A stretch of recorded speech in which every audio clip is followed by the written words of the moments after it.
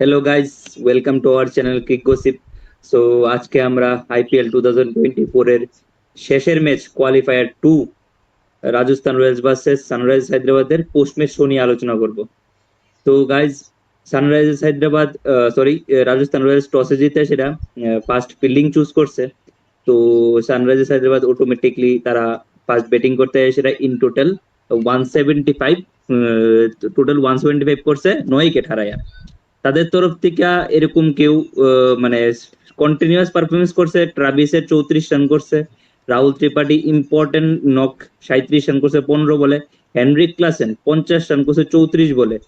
আর বাকিরা কেউ ছোট ছোট কন্ট্রিবিউশন করে গেছে। কিন্তু রাজস্থান রয়্যালস এর তরফ থেকে ট্রেন্ট বোল্ট 4 ওভারে 45 রান 3 উইকেট, আবিশ খান 4 ওভারে 27 রান 3 উইকেট, আর সন্দীপ শর্মা 4 ওভারে 25 রান 2 উইকেট।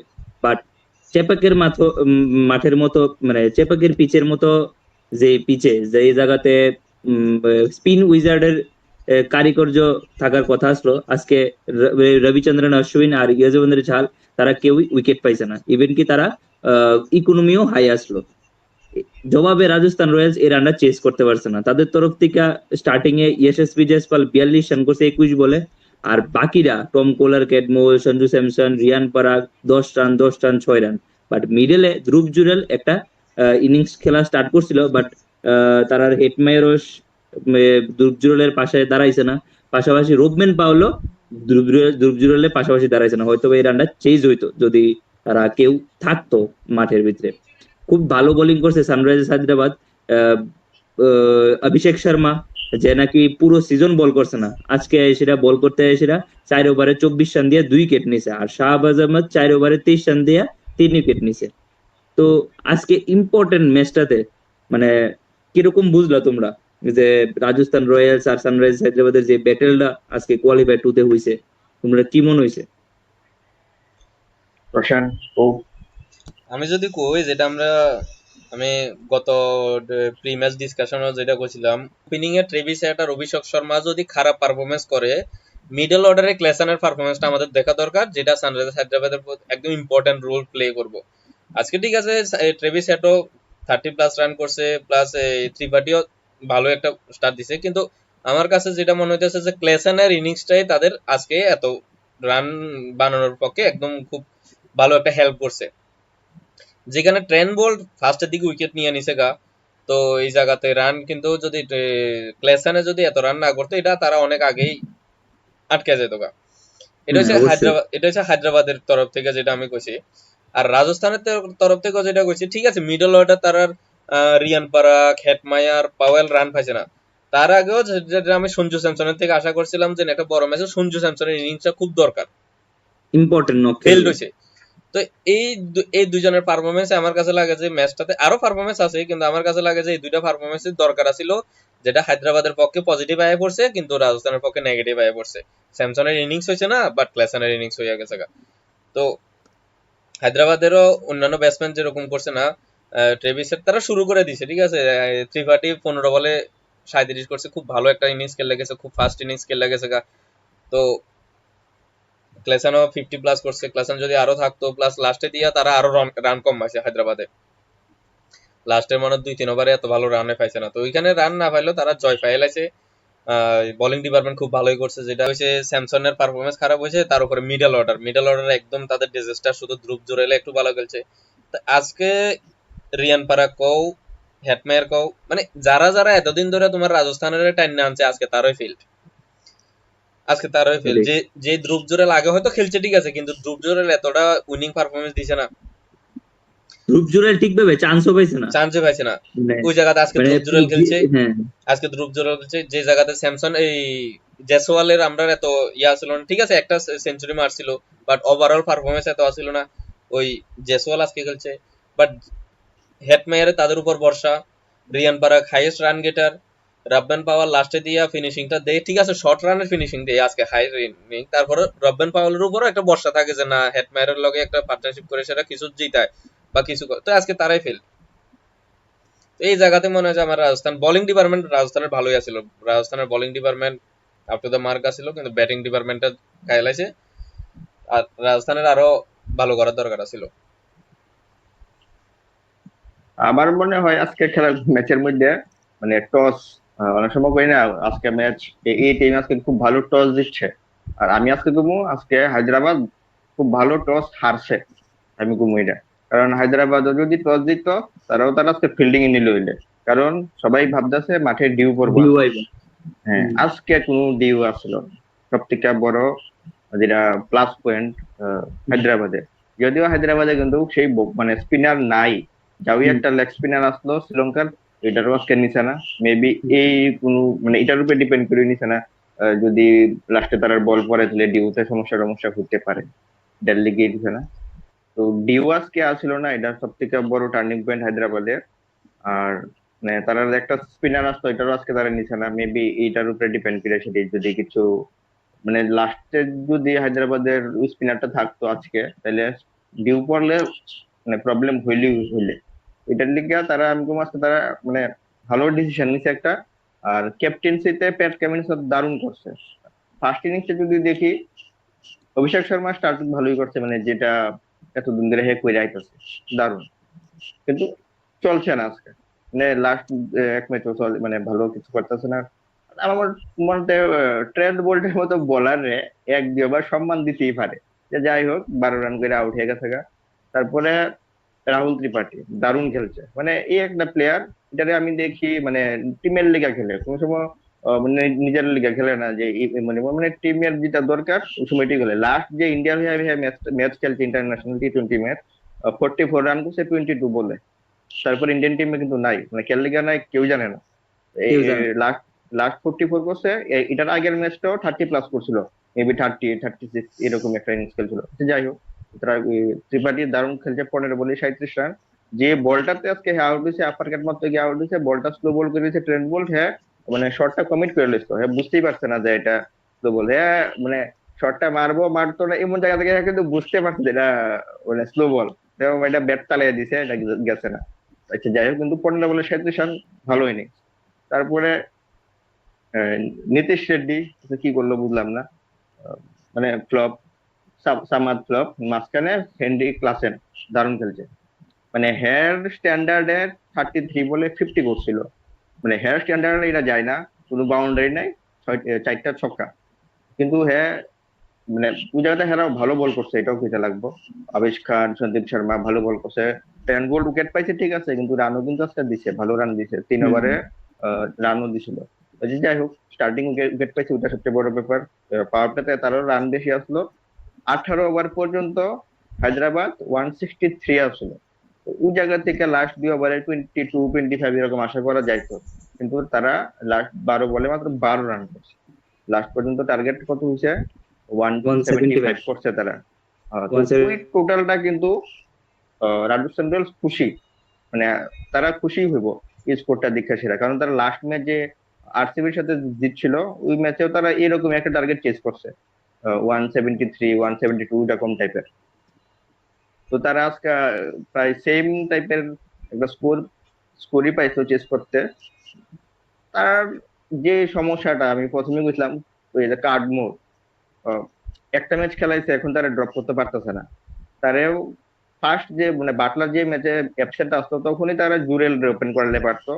আর একটা জিনিস আমরা লক্ষ্য করতে লাগবো, রাজস্থান রয়্যালস এর বোলিং, তারা ড্রেসিং রুমে যে বেঞ্চের যে স্ট্রেংথ আছে খুব স্ট্রং। নবদীপ সৈনী, কুলদীপ সেন, এরকম বোলার নান্দ্রে বারদার তারা মানে চান্স পাইতেছে না। মানে ইন্ডিয়ান আরো কিছু ফাস্ট বোলার আছে তারা ড্রেসিং রুমে বয়ে দিচ্ছে, খেলা চান্স পাইতেছে না কারণ অনেক বোলার আছে। সেম কিন্তু তারা ইন্ডিয়ান মিডল অর্ডার ব্যাটসম্যান নাই, ডোমেস্টিকের কোনো ভালো ব্যাটসম্যান নাই, যেটা তার সমস্যা হয়ে রয়েছে। রবিন পাওয়েল একটা কিন্তু দুইটা ম্যাচে না, তুমি যে কেমিও কথাটা খেলছে। কইছো, মানে এটার আমি একটু কথা বলতেছি একটা ডোমেস্টিকের ভালো ব্যাটসম্যান বলতে, তুমি দেখো রিয়ান পরাগ কিন্তু এবার ক্লিক, মানে রিয়ান পরাগ এবার ভালো রান করছে, এও কিন্তু ডোমেস্টিকের প্লেয়ার। পাশাপাশি ধ্রুব জুরেলের পারফরমেন্স আছে। ওই তুমি যেটা কইতাছো যে যে জায়গাতে খেলানোর কথা ওই জায়গাত কিন্তু সেমরন হেটমায়ার তারার অ্যাসাইন্ড ফিনিশার। তো সেমরন হেটমায়ারের জায়গায় কিন্তু ওই যে শুভম দুবে টুবে যারা খেলাইছিল, যে সময় ইনজুর্ড আসলো ওই সময় খেলাইছিল। কিন্তু মানে আমি মনে করি না রাজস্থানের মিডল অর্ডারে কোন রকমের প্রবলেম আসলো আজকে। মানে পার্সোনালি তুমি কইতাছো যে তোমারটা ঠিক আছে, বাট আমি পার্সোনালি ফিল করি যে রাজস্থানের মিডল অর্ডারে কোনো প্রবলেম আসলো না। আজকে তারা তার ক্যালিবারে খেলতে পারছে না, এটা হচ্ছে মানে আমার কাছে লাগতেছে আর কি। না তারা মানে ডোমেস্টিকের কথা কইতেছি, মানে তারা ওইরকম ব্যাটসম্যান নেই আর কি। যেমন তারা কাঠমোড়ে আনছে, ওই জায়গাতে হুম যদি ইন্ডিয়ান কোনো ব্যাটসম্যান থাকতো মেবি উড়ে খেলাইতে পারতো। তো মানে আছে মনেন বোরা কনফিডেন্স নাই, হুম চান্সও তো পাইছে না, তো ডাইরেক্টলি খেলতে পারেন। তো ওই জায়গাতে আমি মানে প্রথমেই কইছিলাম তারা যদি ধ্রুব জুড়েল দিয়ে যদি ওপেনিং করাইতে, হুম। তাহলে মেবি তারা ভালো একটা, কারণ কাঠমোড় 3টা ইনিংস খেলছে, আজকে 16 বলে মেবি 12 রান করছে না 10 রান। 10-12 রান করছে। তো ওইটা তো মানে এটা তো বড় ম্যাচের ভিতরে হয় না। যেমন আজকে জয়সওয়াল ভালো খেলছে কিন্তু হুম 21 বলে 42 রান, ভালো খেলছে। তারা 4টা ব্যাটসম্যান, মানে 4টা কি মানে কার্ডমোর 16 বলে 10 রান, সঞ্জু স্যামসন 11 বলে 10 রান, রিয়ান পরাগও সেম মেবি 10 বলে 6 রান, 11 বলে 6 রান জানি। হ্যাটমেয়ারও 10 বল খেলছে। আহ, হুম রব্বান পাওয়ালও 12 বল খেলছে। তো প্রায় 5টা ব্যাটসম্যানই তোমার 10-12 বল গিরা খেলছে, খেললে আউট হয়ে গেছে। হুম তো T20 হুম ম্যাচের ভিতরে 10-12 বল খেলা মানে তো সেট হয়ে গেছিল। হুম হুম হুম। 10-12 বল যদি খেলে তো দশ সেট বারো হয়ে বল সেটা আউট হচ্ছে, 10-12 বল শুধু খেলছে না, রান করছে 50%। রানও করতে পারছে না। 50 স্ট্রাইক হ্যাঁ রেট, 6, 4, 8, 10, এটি তুমি যদি এটাই। 10 বল খেললে যদি 17-18 করে আউট হয়ে যায়, তাও একটা মানা যেত। আর প্যাট কামিন্সেরও মানতে লাগবো আজকে। তারা শাবাজ আহমেদের বল দিছে, বল আজকে তারা দিতেই লাগবো, কারণ তারা স্পিনার আর নাই। হ্যারে বল দিছে, ক্লিক ফিরে গেছে। তারপরে তারা আবার অভিষেক শর্মাকে 4 ওভার করে নিছে, 2 উইকেটও পাইছে। মানে সব থেকে ইম্পর্টেন্ট উইকেট যেটা পাইছে হ্যাটম্যানের উইকেটটা, হুম একদম হুম। মানে দারুণ। তো তারা দুইটা বলের মনে হয় 4 ওভার, 4 ওভার 8 ওভারে 47 রান মনে হয় দিছে, 5 উইকেট পাইছে। মাঝখানে আবার একটা ওভার করছে মার্করাম, 10 রান দিছে। ভালো বল করছে। আর তারা মাঝখান দিয়া তো অভিষেক শর্মা 3 ওভারে মনে হয় 13 রান দিছে, লাস্ট হুম ওভার হুম। দুইটা একটু রান করছে। যাই হোক, মানে ভালো, মানে মানে দারুণ খেলছে। আর সব থেকে ভালো যেটা তারা হয়েছে, আজকে কোনো মাঠে ডিউ আসলো না, যেটা তারা একদম হুম। বেনিফিট। একদম একদম। তবে রাজস্থানের যে মেইন আমরা সঞ্জু স্যামসনের আজকে খুব দরকার আসলো একটা ক্যাপ্টেন্সি নক খেলা।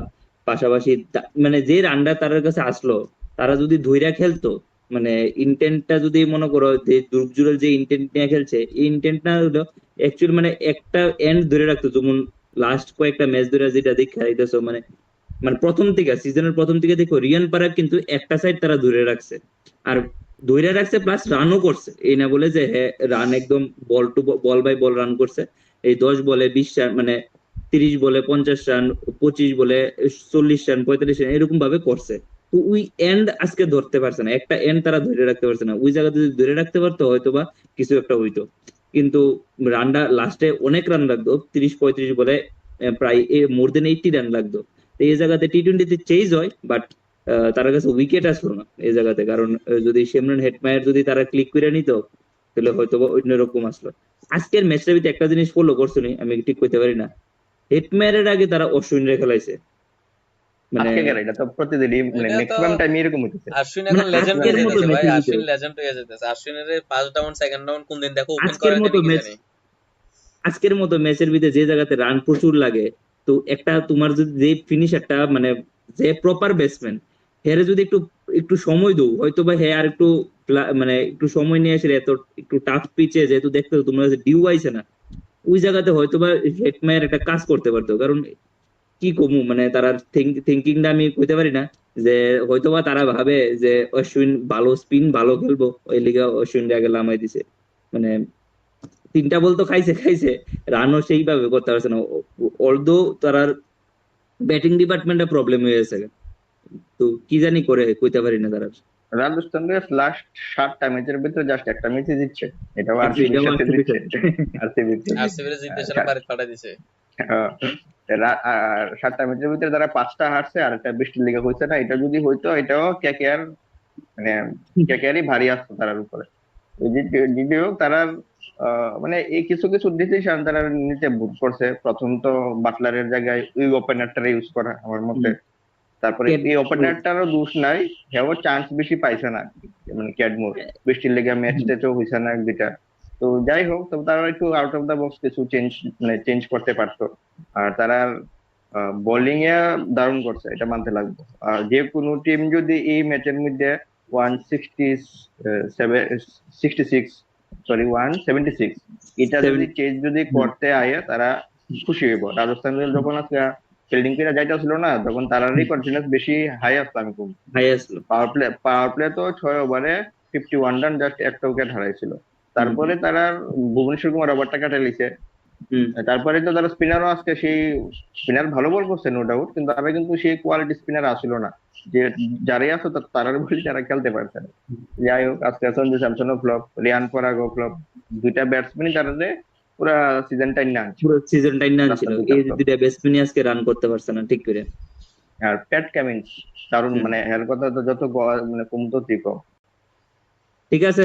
তো আজকে রাজস্থান রয়্যালস এর প্রত্যেকটা মানুষ বা প্রত্যেকটা প্লেয়ার বুক ভরা দুঃখ নিয়ে তারা তারা তারা বাড়িতে যাইবো, কারণ লাস্ট 2-3 সিজন রাজস্থান রয়্যালস খুবই ভালো খেলছিল।